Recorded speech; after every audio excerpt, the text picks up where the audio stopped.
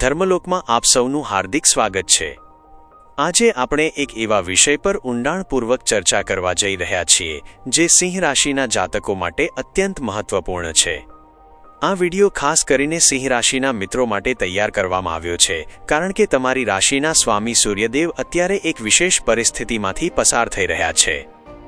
જ્યોતિષશાસ્ત્રમાં સૂર્ય અને રાહુના સંબંધોને સમજવા ખૂબ જ જરૂરી છે કારણ કે રાહુ સૂર્ય અને ચંદ્રને પોતાના સૌથી મોટા શત્રુ માને છે। મહર્ષિ વ્યાસજીએ સ્પષ્ટ લખ્યું છે કે રાહુ જ સૂર્ય અને ચંદ્રનું વિમર્દન કરે છે, એટલે કે તેમને ગ્રહણ લગાડે છે। આ શત્રુતા પાછળ એક પૌરાણિક કથા છુપાયેલી છે જે આપણને વાસ્તવિકતા સમજવામાં મદદ કરશે। જ્યારે ભગવાન નારાયણે સમુદ્ર મંથન સમયે મોહિની સ્વરૂપ ધારણ કર્યું હતું ત્યારે તેઓ દેવતાઓને અમૃત પાન કરાવી રહ્યા હતા। તે સમયે રાહુ દેવતાઓનું રૂપ ધારણ કરીને સૂર્ય અને ચંદ્રની વચ્ચે બેસી ગયો હતો। સૂર્ય અને ચંદ્રએ આ છેતરપિંડી ઓળખી લીધી અને ભગવાન વિષ્ણુને જાણ કરી, જેના કારણે ભગવાનના સુદર્શન ચક્રથી રાહુનું મસ્તક કપાઈ ગયું। ત્યારથી રાહુ આ બંને દેવતાઓ પ્રત્યે વેરભાવ રાખે છે અને હંમેશા એવી તકની રાહ જોતો હોય છે કે ક્યારે આ ગ્રહો તેની નજીક આવે અને તે તેમને ગ્રહણ લગાડી શકે। અત્યારે 14 ફેબ્રુઆરીથી 14 માર્ચ સુધીનો એવો સમય છે જ્યાં સૂર્યદેવ રાહુની પકડમાં રહેશે અને આ સ્થિતિ સિંહ રાશિ માટે સીધી અસર કરનારી સાબિત થશે। સિંહ રાશિના જાતકો માટે સૂર્ય અને રાહુની આ યુતિ 7મા ભાવમાં એટલે કે સપ્તમ ભાવમાં બની રહી છે। જ્યોતિષમાં 7મો ભાવ એ તમારા જીવનસાથીનો, ભાગીદારીનો અને 10મા ભાવથી 10મો હોવાને કારણે તમારા કાર્યક્ષેત્રનો પણ ભાવ છે। સૂર્ય પ્રકાશનું પ્રતીક છે જે આપણને માર્ગ બતાવે છે, જ્યારે રાહુ ધુમાડો છે જે ભ્રમ પેદા કરે છે।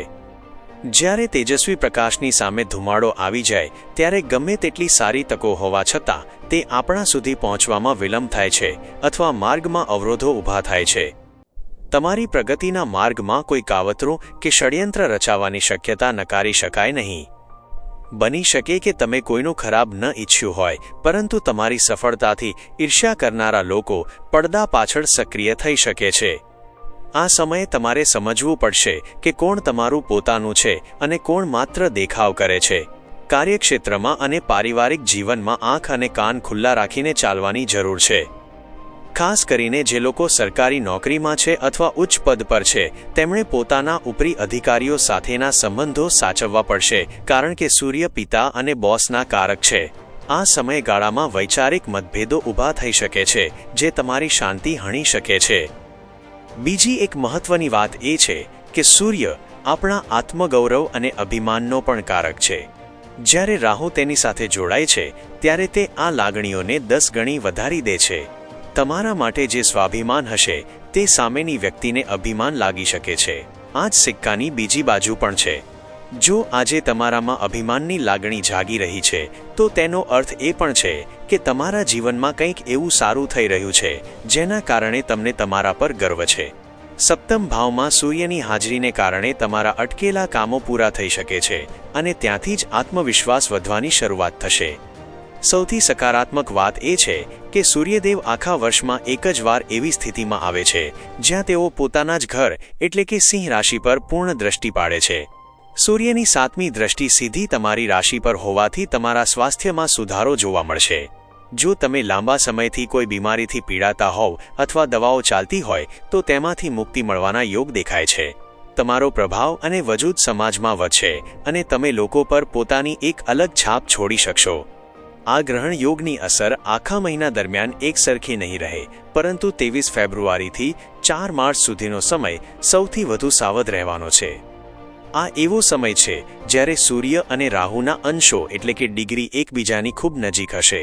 જ્યારે બે ગ્રહો વચ્ચેનું અંતર ઓછું હોય ત્યારે તેમનો પ્રભાવ સૌથી વધુ તીવ્ર હોય છે। જો કે 17 ફેબ્રુઆરીના રોજ અમાસના દિવસે સૂર્યગ્રહણની સ્થિતિ બને છે, પરંતુ ભારતમાં તે દૃશ્યમાન ન હોવાથી તેની ધાર્મિક પાળવાની જરૂર નથી, પણ તેની ખગોળીય અસર ચોક્કસપણે દરેક રાશિ પર પડે જ છે। સિંહ રાશિના લોકોએ પોતાના લગ્ન જીવનમાં સંયમ રાખવો પડશે કારણ કે 7મો ભાવ જીવનસાથીનો છે અને નાની વાતોમાં વિવાદ મોટું સ્વરૂપ ધારણ ન કરી લે તેનું ધ્યાન રાખવું પડશે। એકબીજા પરનો વિશ્વાસ ડગવા ન દેવો એ જ આ સમયની સૌથી મોટી જીત હશે। આ નકારાત્મક અસરોને દૂર કરવા અને સૂર્યદેવની કૃપા મેળવવા માટે ગાયત્રી મંત્રનો જાપ સૌથી વધુ અસરકારક સાબિત થશે. ગાયત્રી મંત્ર એક એવો પવિત્ર મંત્ર છે જે બુદ્ધિને શુદ્ધ કરે છે અને રાહુના ભ્રમમાંથી મુક્તિ અપાવે છે. આ ઉપરાંત મહામૃત્યુંજય મંત્રનો જાપ કરવાથી પણ ગ્રહણ દોષની પીડામાં રાહત મળે છે. દરરોજ સવારે સૂર્યદેવને જળ અર્પણ કરવું અને ઓમ ઘૃણી સૂર્યાય નમઃ મંત્રનો જાપ કરવો તમારા માટે રક્ષક કવચ સમાન સાબિત થશે. પિતા સમાન વ્યક્તિઓનું સન્માન કરવું અને તેમના આશીર્વાદ લેવા એ સાક્ષાત સૂર્યદેવની સેવા કરવા બરાબર છે. વાસ્તવિકતામાં જોઈએ તો ગ્રહોની ચાલ આપણને સાવચેત કરવા માટે હોય છે, ન કે ડરાવવા માટે.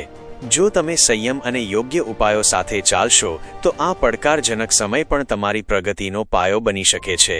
તમારા આત્મવિશ્વાસને ડગવા ન દો અને સતર્ક રહીને પોતાના લક્ષ્યો તરફ આગળ વધતા રહો. સૂર્યદેવ તમારી રક્ષા કરશે અને તમારી મહેનતનું ફળ અવશ્ય મળશે. આશા છે કે સિંહ રાશિના તમામ જાતકોને આ વિગતવાર વિશ્લેષણથી પોતાના આવનારા સમયનું યોગ્ય માર્ગદર્શન મળ્યું હશે. જ્યોતિષ એ એક વિજ્ઞાન છે જે આપણને સમયના બદલાતા પ્રવાહ વિશે જાણકારી આપે છે, જેથી આપણે આપણી જાતને તૈયાર કરી શકીએ. સૂર્યની તેજસ્વીતા તમારા જીવનમાં અંધકારને દૂર કરે અને રાહુનો ધુમાડો તમારી દૃષ્ટિને રોકી ન શકે તેવી પ્રાર્થના સાથે આ વિષયને અહીં વિરામ આપીએ છીએ. હંમેશા યાદ રાખજો કે સિતારાઓની ચાલ ગમે તે હોય, પણ તમારી ઈચ્છાશક્તિ અને સાચો માર્ગ હંમેશા તમને વિજય અપાવે છે. અમારા આ વિડીયોમાં જોડાયેલા રહેવા બદલ આપ સૌનો ખૂબ ખૂબ આભાર. જો તમને આ માહિતી ઉપયોગી લાગી હોય અને અમારો પ્રયાસ સાર્થક લાગ્યો હોય તો આ વિડીયોને લાઇક કરવાનું અને તમારી પ્રતિક્રિયા કોમેન્ટ બોક્સમાં આપવાનું ભૂલશો નહીં. તમારી એક કોમેન્ટ અમને નવું અને સચોટ માર્ગદર્શન લાવવા માટે પ્રેરણા આપે છે. જો તમે હજુ સુધી ધર્મલોક ચેનલને સબસ્ક્રાઇબ નથી કરી તો અત્યારે જ કરો, જેથી ભવિષ્યમાં પણ તમે આવા જ મહત્વપૂર્ણ અને આધ્યાત્મિક વિષયો સાથે જોડાયેલા રહી શકો. આપનો દિવસ ખૂબ જ મંગલમય અને તેજસ્વી રહે તેવી સૂર્યદેવ પાસે પ્રાર્થના. ફરી મળીશું એક નવા વિષય અને નવી જાણકારી સાથે. જય શ્રી રામ.